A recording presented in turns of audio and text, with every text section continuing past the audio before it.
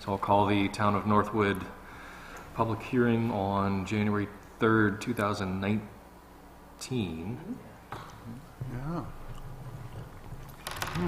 to order at 5:37. President Hal Kreider, select persons rep Beth Boudreau, Betty Smith, Chair Bob Strobel.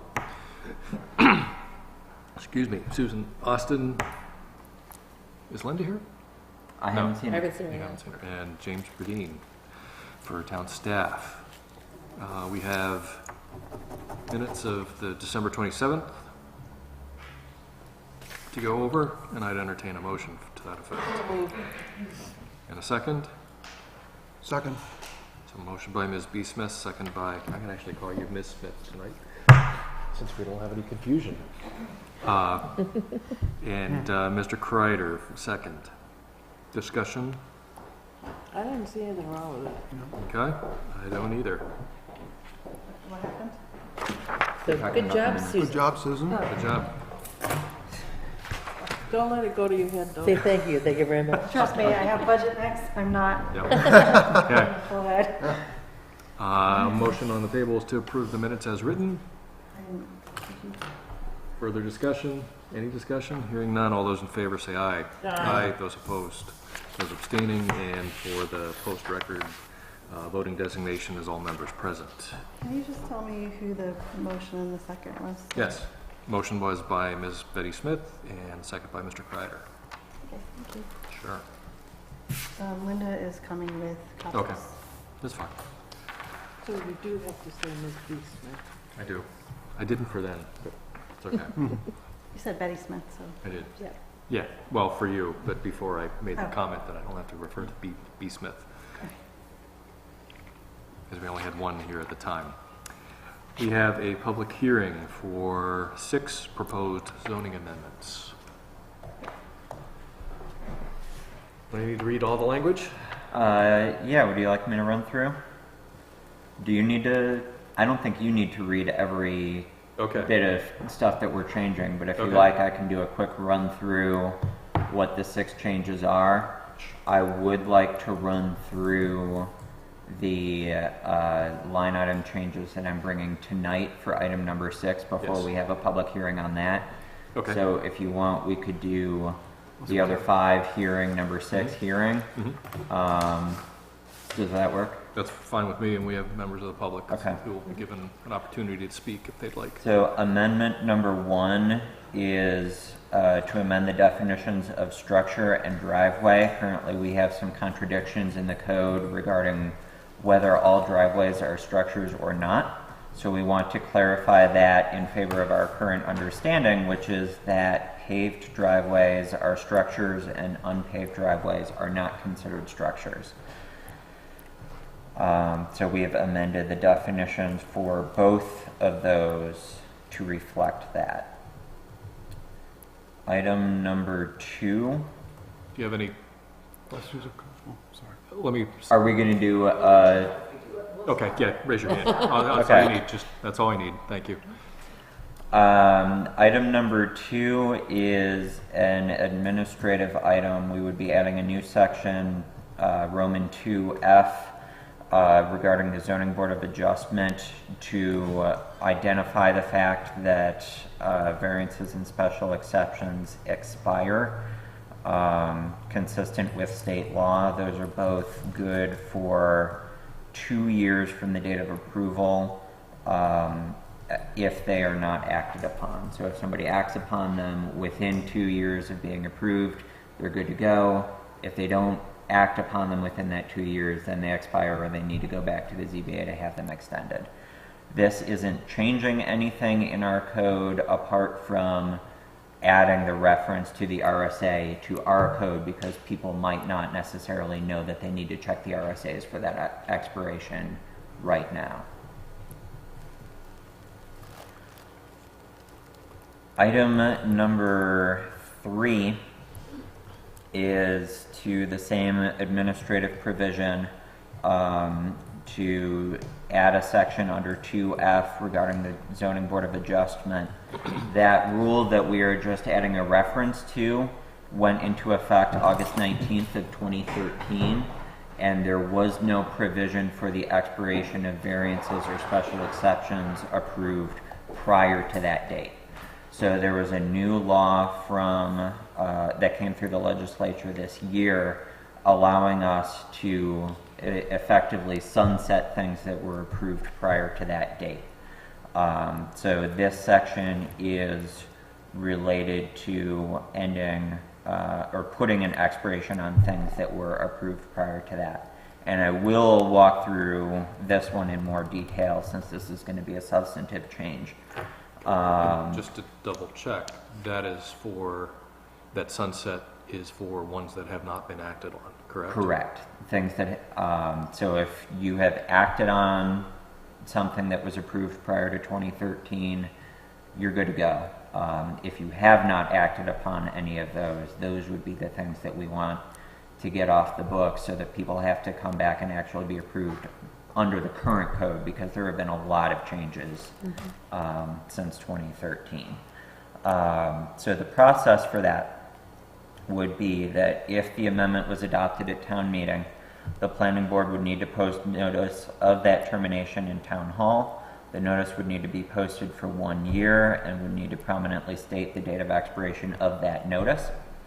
The notice shall also state that the variances authorized before 2013 are scheduled to terminate, but shall be valid if exercised within 2 years of the expiration date of that notice, or as further extended by the Zoning Board of Adjustment for good cause, provided that no such variance shall expire within 6 months after the resolution of a planning application filed in reliance upon that variance.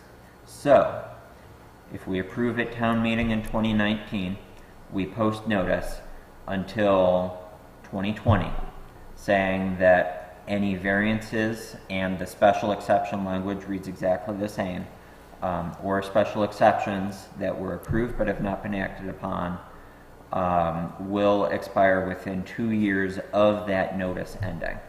So we have to have the notice go until 2020. Notice expires in 2020, that means they have 2 years or until 2022 to exercise that variance or special exception.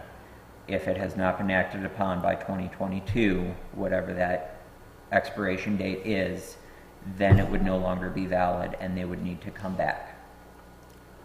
If it gets to the close to that ending period, this also says you can go back to the ZBA if you have a good reason for why you haven't exercised that special exception or variance and get it extended. If you don't do that, but you come to the planning board and get site plan or subdivision approval based on that variance that you're trying to exercise, you have 6 months from that approval, no matter what, of the planning board item before that would expire. So if something was set to expire in April and you got your planning board approval in March, you would still have that 6 months from that planning board approval of the site plan or the subdivision to get everything squared away and exercised.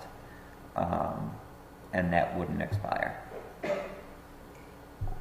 So are there any questions about how all that's going to work? Explained it. Did that make sense? Okay. Okay. So let's just, I just want to make sure I'm clear on this. So the notice goes until, I'm going to use specific dates, but I guess they could flex. So say we posted the notice on April 1, Right. after town meeting in March. Yeah. That would say, fair warning, this notice expires on April 1 of 2020. Okay, so it's a full year. Your ZBA Okay. approvals prior to that date would expire 2 years after the expiration date of this notice. Okay, that's what I was questioning, because I wasn't sure if you were talking about like, for example, the end of 2019 or, It would all go from whenever we post that notice Increments of year Correct. and 2 years. Okay. Correct. So April 1 might be a nice handy date for us to Right. post that notice and have a convenient reference point going forward. As long as we do things based on when we posted that notice, we should be set. Okay. You might want to change that. I don't think you want to have it on April Fool's Day.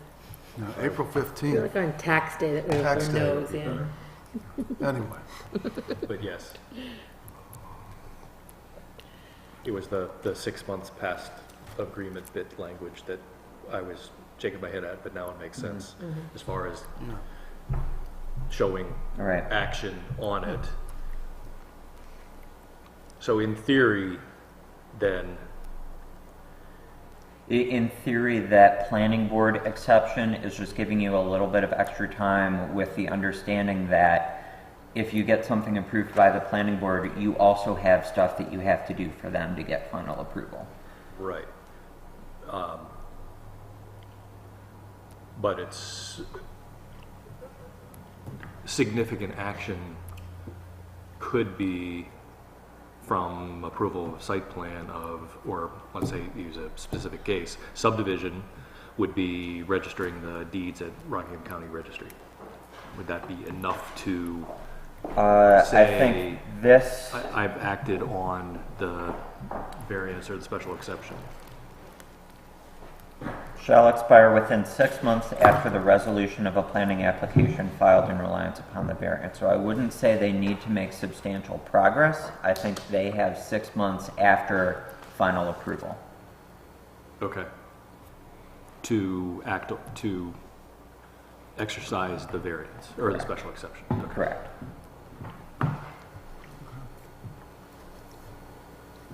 Well, And I that guess the substantial progress towards would be them exercising. Right, right. So if it's a setback issue, I would think that starting to lay a foundation or something like that would Something be Yeah, making that progress towards exercising that variance. okay.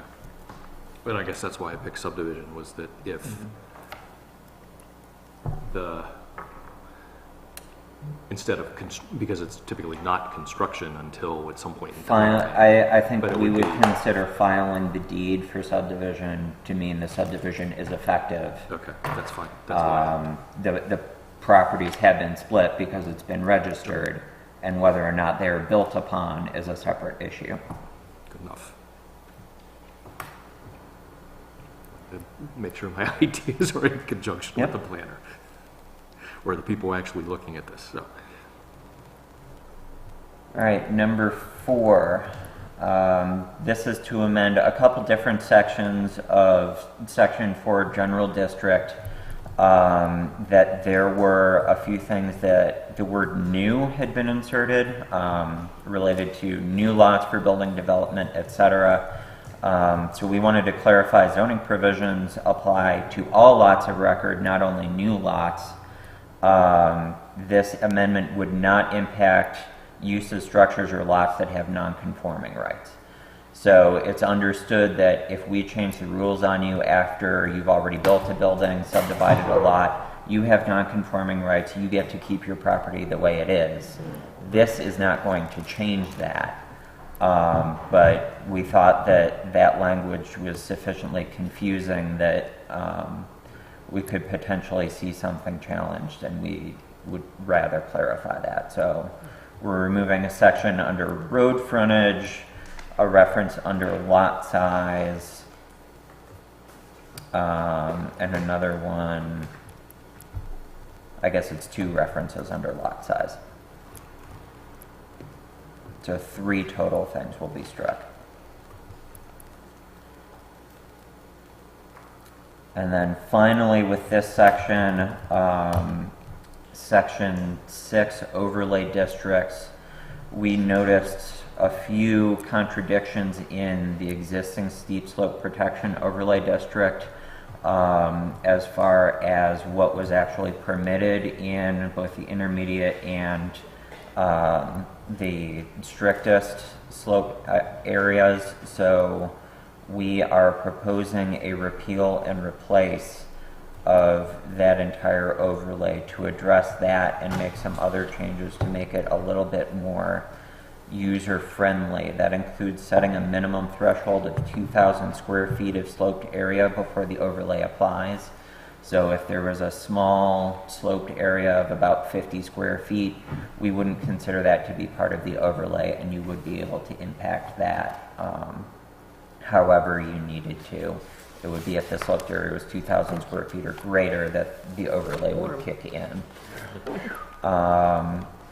As a note, we were talking about the possibility of changing this from a special exception to a conditional use permit. The board decided not to do that, so this will still be, approvals will still be granted via special exception from the zoning board of adjustment. So if there are any other specific questions about those first 5 items, we can talk about those now. Otherwise, we can open a public hearing on those 5 together. Questions? Just, I want to make sure I understand, James. For the number 5, we're just basically saying if you don't meet the threshold of 2,000 square feet or thereabouts, we don't have to worry about the... Correct. If the sloped area, regardless of what that slope is under 2,000 square feet, we don't consider it to be part of the overlay. You can impact it as you need to. I would think that that wouldn't necessarily preclude the board if somebody came in from asking questions just about, is this designed well? Is this safe? I can see from these contours that this is really sloped. How are you going to mitigate this? You can still discuss erosion of areas like that as part of your normal site plan or subdivision review, but we wouldn't be applying the provisions of this overlay in those cases. Okay. And I did have a talk with, brought this up with Jen, that the area is measured as the plan area as opposed to the slope area. So, since you were at a welcome event in that absence.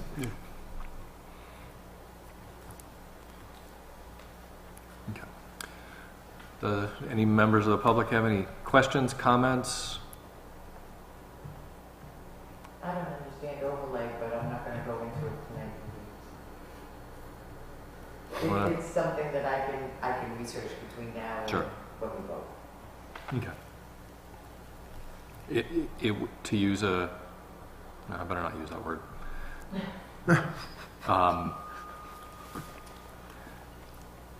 Because we don't have traditional or performance zoning to say we allow industrial development in this area. We had residential, commercial, retail. We've taken the whole town and carved out certain areas that say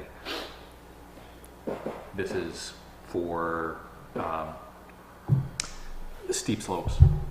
So any place in town that you have slopes of 25% or 20% or greater, that is the overlay zone, as opposed to a traditional thing of saying, between Bow Street and Bow Lake Avenue or Bow Lake Road is this. Was that right? Or adequate? I think it was kind of a little blanket over a specific part of a lot. Yeah, and there are generally 2 ways that overlays are applied, where some overlays will pick out parcels and say there are certain conditions of these parcels that need to apply. Our conservation overlay is similar to that. It may not be entire parcels, but there is a drawn boundary of that. There are other overlays that apply to particular conditions. The 2 for Northwood are identified sloped areas and identified wetlands, where that would apply. I know it's a technicality, but you did not say that you were opening and closing the public No, I did hearing. not. So if you could. Yes. I'll repeat myself again. Apologies. I'll open the public hearing or public comment section for this hearing for any comments on Articles 1 through 5. Going once, going twice. I'll close the public comment section on Articles 1 through 5. Okay. Amendment 6. This is to add a new defined term of a seasonal dwelling and add a new section to 7D regarding the expansion and conversion of seasonal dwellings, regulating their conversion to year-round dwellings. The way that we had currently been applying the overlay or the ordinance was that if somebody had a non-conforming structure or a non-conforming parcel, we considered converting a temporary or seasonal dwelling on that property to a year-round dwelling to be intensifying the use, which was essentially expanding the nonconformity. After discussion with an applicant this year and with the town attorney, town council felt that the ordinance did not give us the regulatory authority to do that safely without potentially being subject to challenge. So we wanted to consider moving from seasonal or essentially seasonal to year-round as an to intensive consider case. that an expansion of a non-conforming of a non-conformity that required a variance. Okay, thank you. So if we would like to continue to require a variance or some other form of relief for that conversion, we needed to add some sort of provision to the ordinance. This provision is what we are proposing. You all received and discussed a version with Jen in December. I have made changes to that Laura has seen and approved as of this afternoon. So the document that I have in front of me that I am going to walk you through has red line changes that were the draft that you had seen previously, and then blue underlines are things that I've added to that. Blue strike-throughs are things that I've removed from that, again, as of this afternoon, with changes that I proposed and Laura proposed. So, James, is Laura counsel? Laura is town council. So the procedure for this, I would suggest that I walk through these changes, then we hold the hearing, and then if you are amenable to the changes that we've made, we have a motion to amend the article to incorporate these changes. I will then remove the blue tracking so it reads as one document, and that will be what we have a public hearing on the 24th. Okay. Is this 27th, I thought. whenever the second hearing is?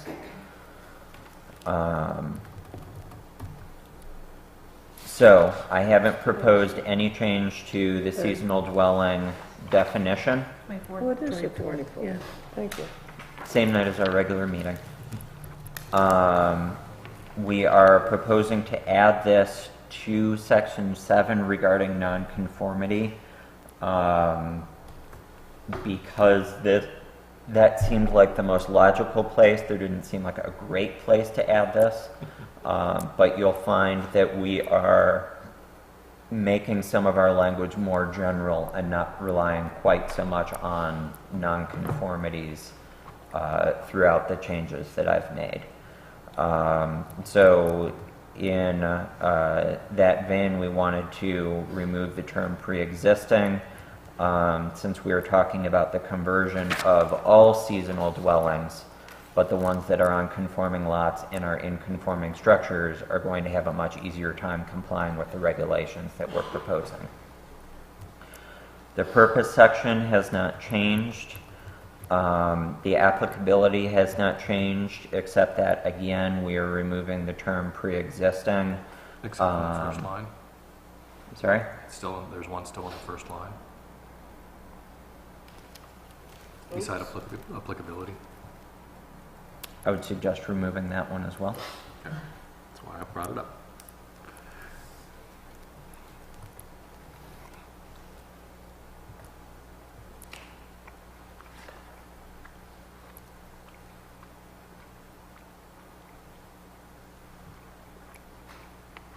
No, I think in that case we need to leave pre-existing. I could see it both ways. So, The he's really referring to... The reason I objected to it was that my mind links the term pre-existing with non-conforming. And He'll be right back. You know how. He needs a drink.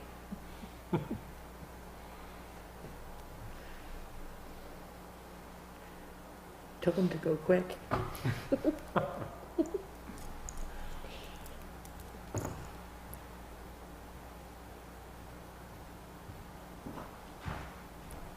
now that we have a quorum again. She was covering for We me. have no one extra. I can't. It's okay. So the reason I'm being a little sensitive to pre-existing as a term is that my mind links pre-existing with non-conforming. I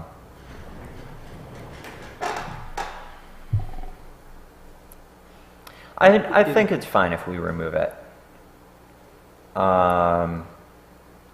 The seasonal dwellings that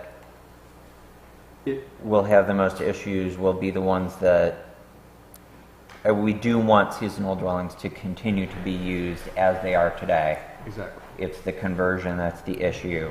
So it doesn't matter if they're pre-existing or if they're new seasonal dwellings that somebody puts in. The same would apply. We would want them to be able to use the seasonal for as long as they want to use it for seasonal. Correct. And when they convert, they have to follow the terms. So I think, yes, that was a good catch, and we'll pull that one out. I can see it both ways.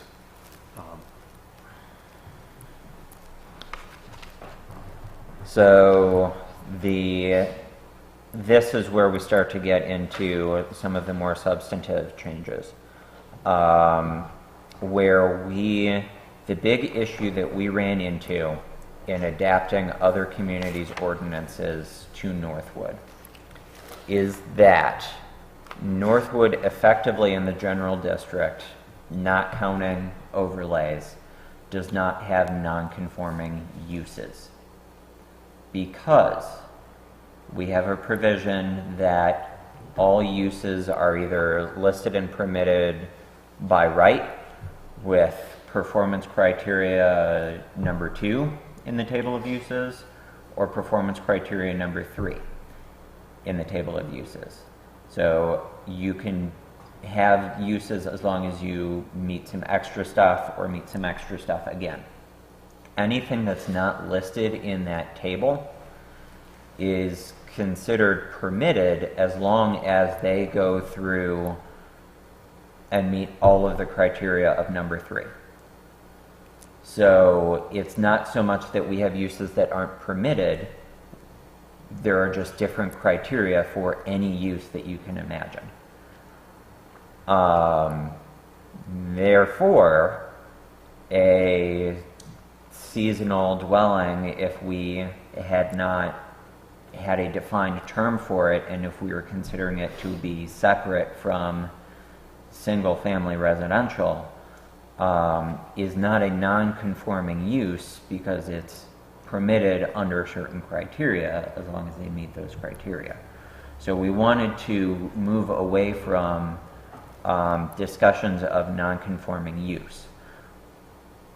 The issue then is converting a seasonal use on a non-conforming lot or in a non-conforming structure to year-round use. where you are intensifying something that may not have been intended for year-round use in, for example, the septic that was installed. Or maybe there's not so much pressure on the setbacks because people are only in this property 3 or 4 months out of the year and mostly on weekends. But if all of a sudden somebody's living in it every day, people are right on top of each other. Or an increased load on a septic on one property means that there are problems for the well on the next property over. So our proposal is mostly focused around the fact that the dwelling, the structure and the lot that the dwelling is contained in need to be conforming in order for conversion from seasonal to year-round. The intent that I understood from this board then is that if it's not conforming, the way that you can do this is to get a variance, the same way that we had previously been requiring. So I've simplified the title for D3 to remove the reference to pre-existing non-conforming and simply calling it permitted conversion of seasonal dwellings for year-round occupancy. That applies to all seasonal dwellings, whether they're conforming or not. The one pre-existing non-conforming seasonal dwelling, again, I wanted to remove the pre-existing and the non-conforming, and I've moved the one from this intro paragraph to E below that I'll get to in a second. So now we're just talking about seasonal dwellings, all of them. May be expanded to year-round occupancy. I wanted to add wherever single-family residential uses are permitted. Currently, they're permitted everywhere. But if we were at some point in the future to restrict those, ideally we wouldn't have to then go through and change a bunch of other things in the code. As long as the expansion complies with the following requirements. Number A, we had previously said that the lot must comply with all provisions of Section 4 in the general district. I've added structure here for setbacks and other things, just to make sure we're covered. B, C, and D, I have not proposed any changes. E, where there are multiple seasonal dwellings on one lot, only one seasonal dwelling may be converted for year-round occupancy. All seasonal dwellings not being converted shall be eliminated. So if you have a camp that has 2 or 3 cabins and you want to have a year-round, you get to pick one that will be this year-round structure that's being converted, and any of those other seasonal uses need to be removed. This was something that we had previously sort of proposed down below, so that was being moved. Section 7D4 is now the prohibited expansion of seasonal dwellings, again removing from the pre-existing non-conforming reference. Multiple seasonal dwellings on one lot shall not be expanded in dimension or temporal use without complying with all provisions of these ordinances, included but not limited to lot size, setback, frontage, and height requirements. So if you've got more than one on a property, you need to completely comply with zoning. If you don't comply with zoning, you need a variance. And then that section that I've removed was pulling up into E above. So are there any questions on what the changes that I've proposed so far? No. Just want to make sure we're talking about, I understand, I want to understand for sure what we're talking about. So if somebody has several camps on a lot, Mm-hmm. but they decide they don't want to deal with them, could they without considering this, just demolish all the camps and then just come in for a regular permit? Mm-hmm. Okay, so it doesn't interfere with that No. type of, okay. The part that would interfere is if it's a non-conforming lot. If it doesn't meet minimum lot size and they demolish all of their camps and then come in for a building permit, I think we would still need to see. Well, then all the other regular, They Things would would need to apply. get all of their septic stuff and Yeah. all of that correctly, or we would need to consider it a conversion. okay.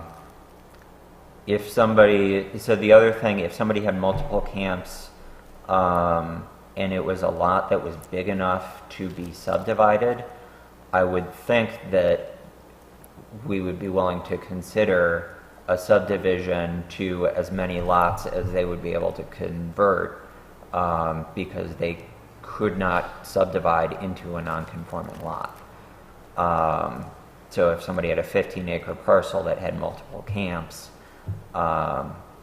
they would be able to convert and subdivide in a way that would get them more permanent dwellings Right. that a smaller one might not have the option of because it's a Right, okay. parcel that's too small.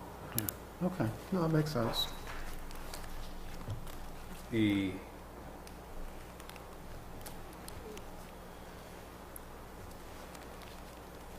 I think we discussed it before on this, but the idea of the enforcement of this, specifically E, would come down to building inspector, code enforcement officer. Is there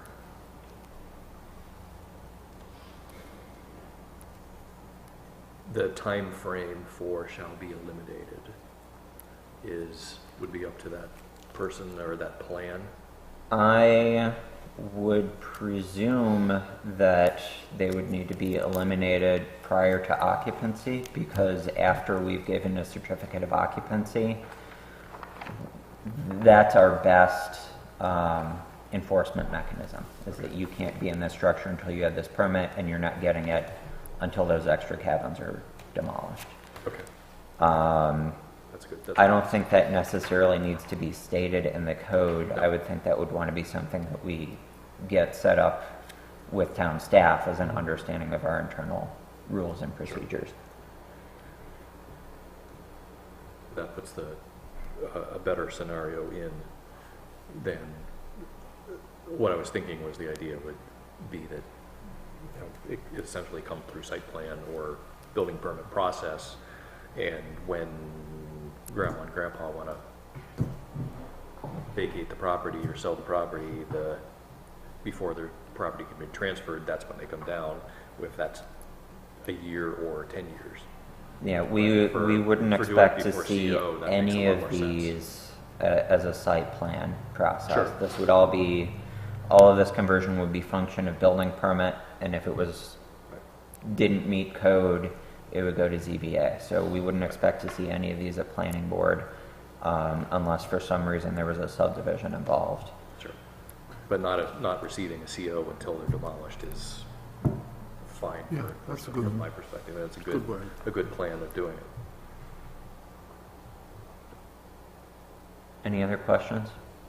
Okay, then the last thing that I would want to bring up is that currently, as proposed, this does not add anything to the table of uses. So the interpretation as is would be that this is an unlisted use that would need to meet all three sets of provisions. I think it would make sense, since we are adding this as a defined term, to add it to the table of uses in one of the columns. But I didn't want to go ahead and do that without at least talking through what would go in.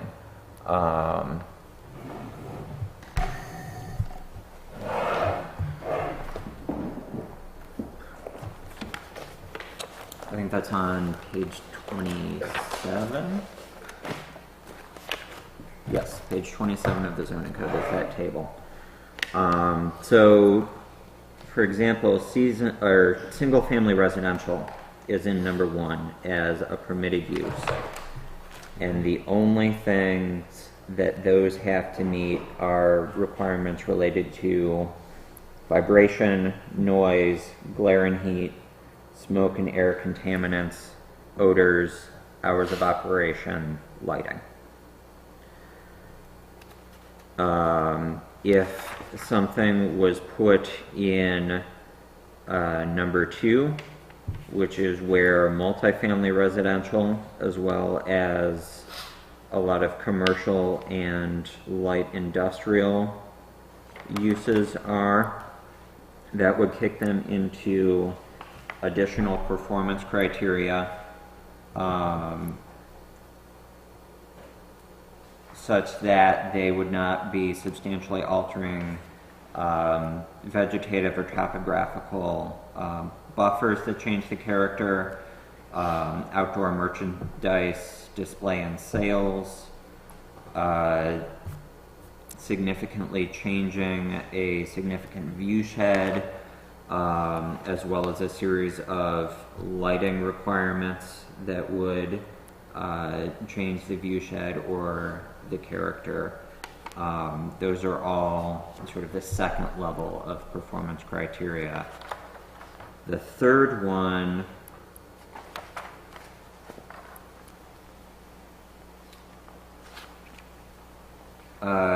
the final set of things that are added is that those uses would need to be within 1,000 feet of a state highway.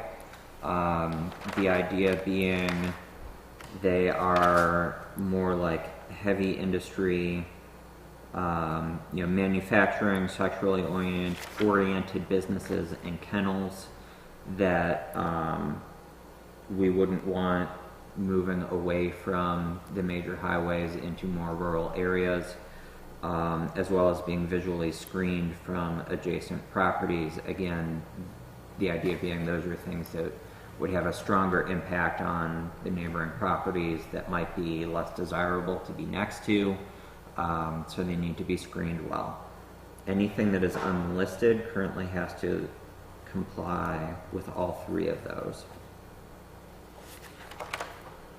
So the title of this, James, is Conversion to Year-Round Dwellings. Mm-hmm. So I'm wondering if that automatically predisposes it to column 1. We would consider,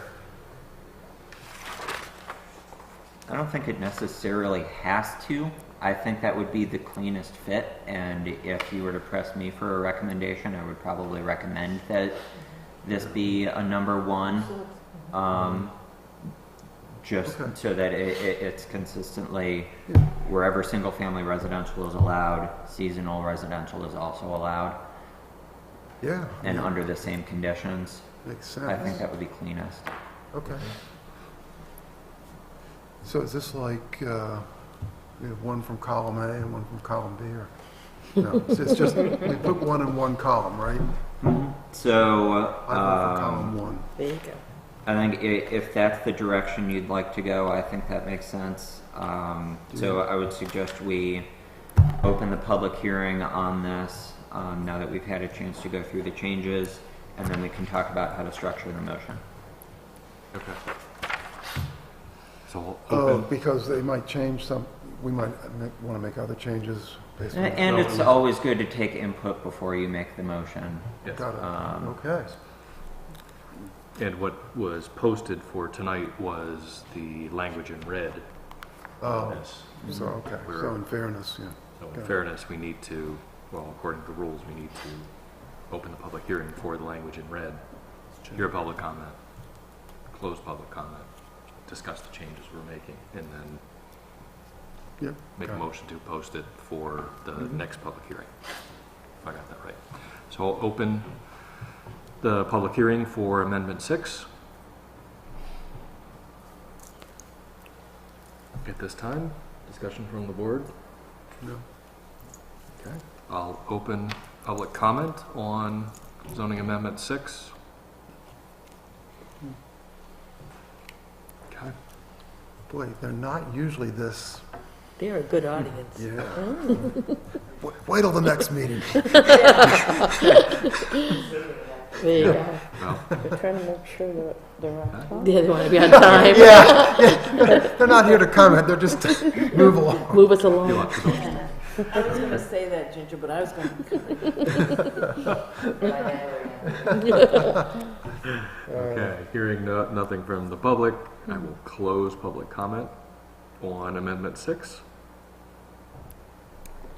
And So the way I would suggest phrasing the motion would be to amend the proposed article or item 6 to reflect the changes in blue that we discussed tonight, and to add a seasonal dwelling as a permitted use in Table V1, Table of Uses, in column 1.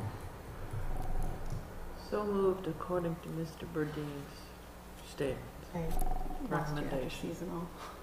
Second. Add a seasonal use. Just add seasonal dwelling. And Dwelling. add a seasonal dwelling as a permitted use in Table V1, Table of Uses, to column 1.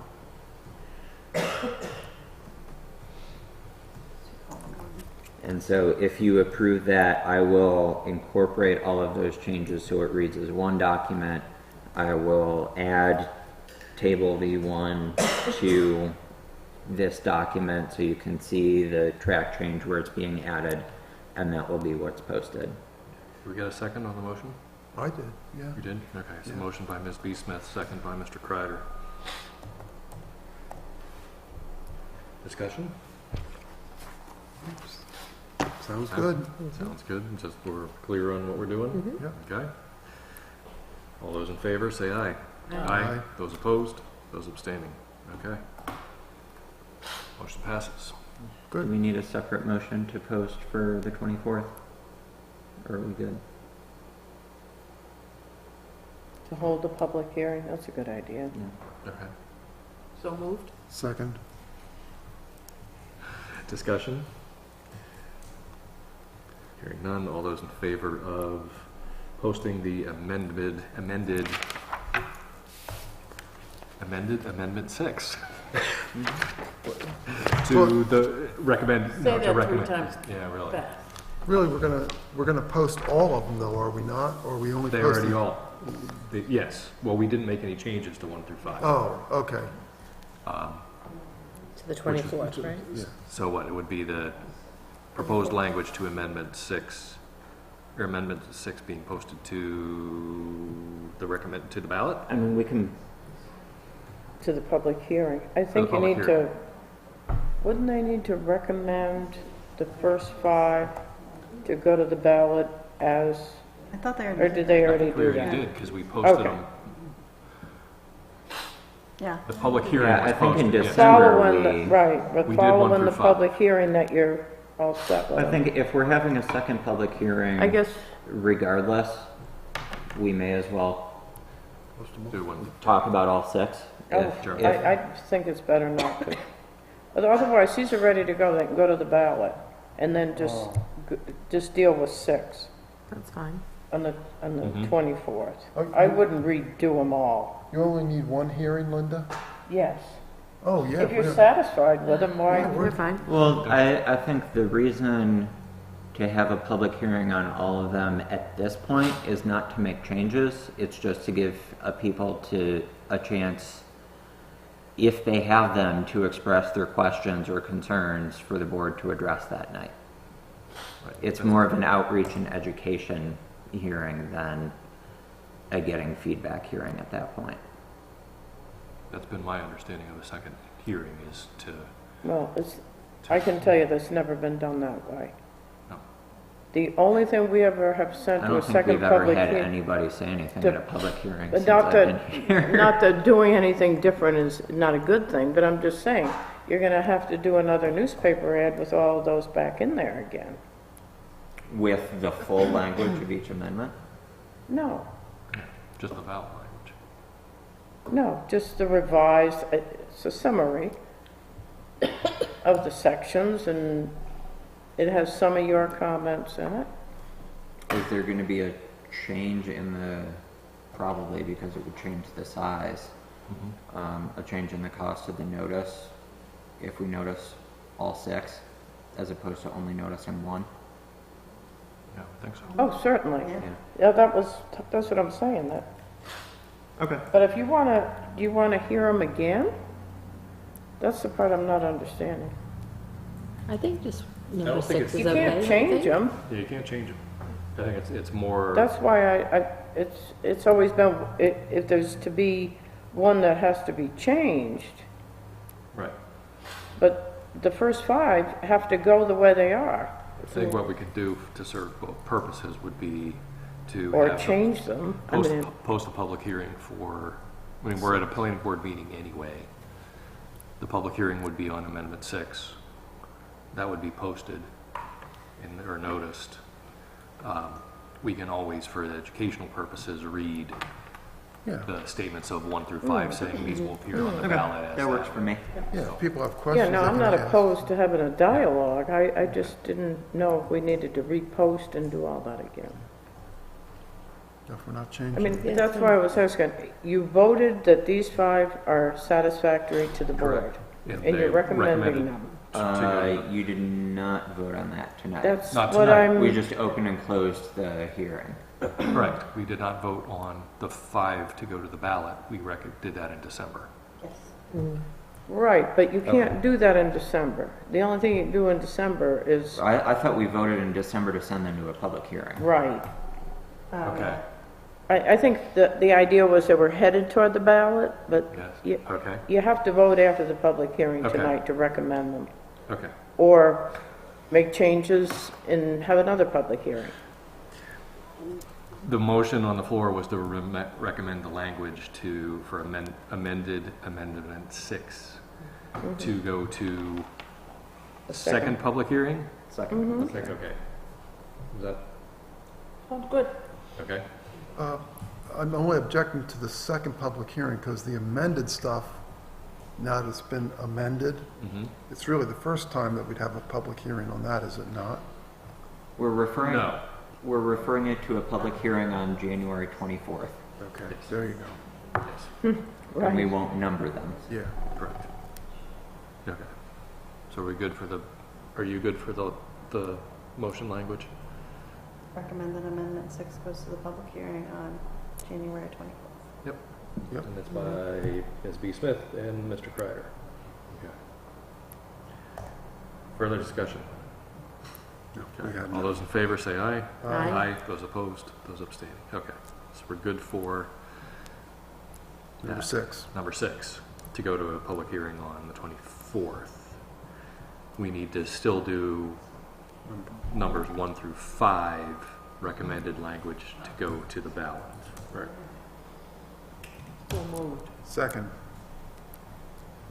Okay, motion by Ms. B. Smith, second by Mr. Kreider, to post language for amendments 1 through 5 to the ballot. Discussion? All those in favor say aye. Aye. Those opposed, those abstaining. Okay, unanimous. We could put something such as, I like your idea, like a forum on the amendments, Yep. if you want to go back over them again, 1 through 5, The more the Just to- educated they are. for the 24th, Correct. Just to double check, what time is the next meeting in here? 7 o'clock. But we 7 need, o'clock. yeah, we need to move At along. 6:30, I thought it was 6:30 was the next No. meeting, that's why I was. There would be way more. Yeah, we'd be, yeah. Double check. Ginger be pushing you out of the chair. It's on wheels. Yeah. Nothing really else. Anything else? Okay. Anything else we need to address tonight? Nope. Bob, if I could add just one thing, Sure. and I haven't spoken to James in a couple of weeks, Silas. We saw baby pictures. Yeah. Oh, well, we got a little time in The between. sooner we adjourn, the sooner I can show more. That's called blackmail. I took one of the plans apart for the subdivision, and the 4 Mhm. that are all the same scale, and put them together and color-coded a great big one, So I'm just saying that in case anybody wants to take a look at it between now and the next meeting. Okay. I'll have it up here Oh, thank you. somewhere. Oh, thank you. Thank you. That's lovely. Okay. Now? Motion to adjourn. Second. No vote needed. We're done. Thank you. We're adjourned at 6:30.